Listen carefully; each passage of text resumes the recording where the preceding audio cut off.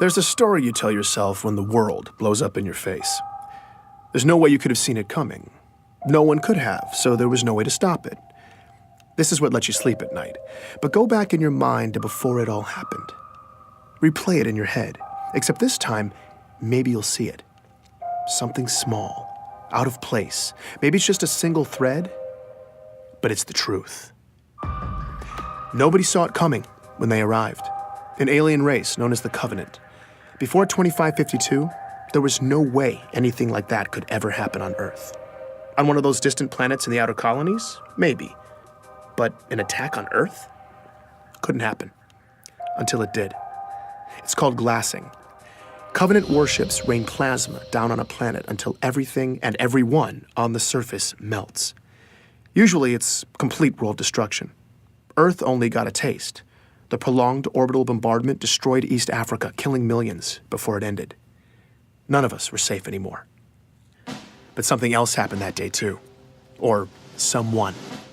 You've heard the eyewitness accounts. Every skeptic has seen the footage. I was there, and yet still to this day, it's unbelievable.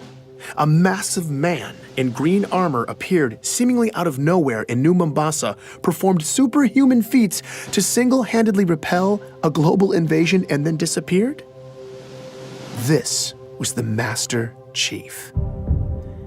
The Unified Earth Government's military body, the UNSC, eventually released a statement. Who he is, where he came from, and that he's continuing to keep us safe. And that was that. But who is the Master Chief? Where did he come from? Is he continuing to keep us safe? I'm Benjamin Giroux, and this is Hunt the Truth. For all us cosmopolitan Earth types who don't venture into the far reaches of space, there's a planet way out in the Outer Colonies called Eridanus II. If you're thinking of visiting, don't bother. It was catastrophically glassed in a Covenant attack in 2530. But 19 years before it got wiped out, our hero, Master Chief Petty Officer John 117, then known as John, was born in a metropolis called Elysium City. That's where I started. Do I remember him? Oh, yeah, you don't forget a kid like that. That's Dion Govender. He chatted with me from his home in the Outer Colonies. Dion's retired now, but years ago he taught John at Elysium City Primary Education Facility number 119. Apparently schools in the Outer Colonies don't have the catchiest names. John was something else. He was sharp and quick, always evaluating the situation. Other kids just gravitated to him, you know? Dion seemed most excited to talk about John's athletic ability. The kids used to play King of the Hill after school. You know, the old game where you wrestle and push each other to try to be the last man standing. I would walk by sometimes, see him playing after school, you know, and without fail, I swear, it was always John standing alone at the top of that hill. Right. Every single day. Yeah. Matter of fact, I think the other kids ended up fighting for who got to be king halfway up the hill, because nobody was messing with John. I definitely remember John. You're going way... That's Ellie back with Bloom, that question. another lifelong resident of the Outer Colonies. When she was young, she and John lived on the same street, just a few houses down. Well, he was a little younger than me, but let me tell you, that boy did not look like a kindergartner. He was a big kid. My friend Katrina and I used to meet him in this vacant lot in the neighborhood. The three of us would build these obstacle courses out of random junk and then race. You know, just kid stuff. As Ellie talked about her early years in Elysium, it wasn't long before she was getting nostalgic. On warm nights, sometimes our parents would let us go out to the green space and lie in the grass. And we'd just lie there, stare up at the stars. It was a nice place to grow up. Finding Ellie was a huge win for me. When a planet's been glassed, tracking down former residents can be damn near impossible. Any records kept locally, paper, hardened data storage, even human memories, after a full-scale glassing, they're just gone. Thankfully, though, the Office of Naval Intelligence, or ONI, had furnished me with a list of interviewees. That's how I'd gotten Dion. But I wanted to go the extra mile with this story. So I'd hit up some of my old connections in the Outer Colonies looking for more sources. Ellie was my only hit so far. Did you keep in touch with John? No, I wasn't allowed to use Waypoint much when I was little. But I did keep in touch with Katrina. We still talk, actually. You know, she probably remembers John. I'm gonna tell her I talked to you. Wait, what was this for again? It's a military thing? Oh, no, John is the Master Chief. What? Yeah, John became the Master Chief. Like the Master Chief? Yep. No way. Are you serious? I'm not kidding you. I'm telling My you. God. That's crazy. L.A. lost her mind for a few minutes. I guess it's not every day you find out that your childhood playmate saved the galaxy. Oh my God, now I'm definitely telling Katrina. I mean, she is gonna freak out. All right, so maybe Ellie wasn't going to be much help. I needed more of the young warrior angle. Here's Dion Tell you again. the box's story. No, what's that? Okay, so. Not yet. I taught the primary kids, right? But I also ran this boxing league at the high school. Uh-huh. Second week, we're doing drills in the gym. John walks in. Yeah. Now, mind you, John is in 6th grade at the time. I say, hey, John, what's up? He says, I want to sign up for boxing. And I say, John, you're 12. What are you talking about? But John was adamant. But I look at him and he ain't leaving. Right. So I said, okay, what the hell? Figure let it be a formative lesson for the kid. I don't know what it. So I put him in the ring with one of the smaller guys. John pummeled this boy. It was over in about 15 seconds. Okay?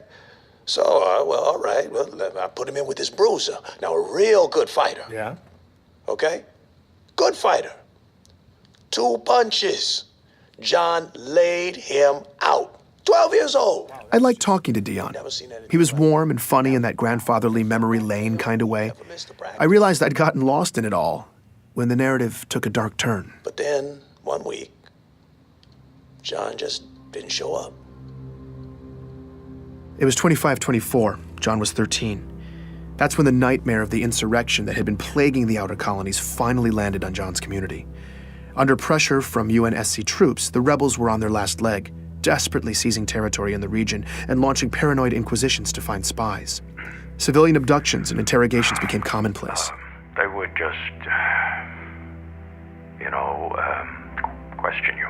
Just these meaningless questions for hours and hours. Thomas Wu was living on a neighboring colony when the rebels showed up and hit hard, sweeping up Thomas and thousands of others in raids. What followed was months of horribly overcrowded detainment, neglect, and often constant questioning. Did you know this guy? What are the encryption codes for this system, that system? And you have no idea what they're even asking you. In the final couple months, Thomas says his captors started coming unhinged. And then toward the end, they just disappeared, They were gone. leaving Thomas and hundreds of others locked up, starving.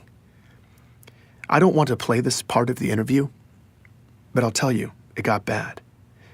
He talks about being packed in like sardines, warm bodies, cold bodies, people dying in the dark, the smell.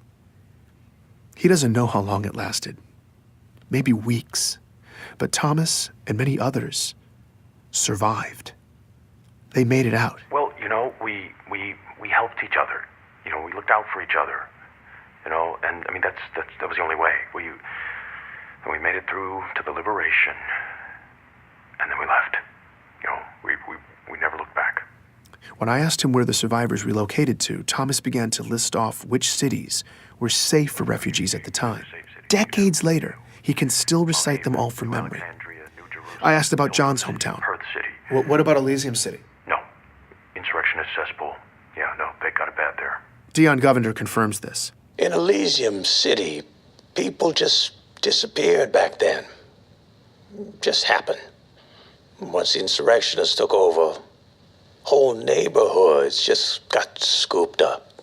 This went on for months. Every day. He talks about watching his community get torn apart slowly, every day. I asked him about John. Yeah. Him and his parents. Sean missed the first practice and the last one. Back then, it seemed like everybody had... I'm sorry. No, it's fine. Take your time. It was hard watching Dion break down like this. He just looked defeated.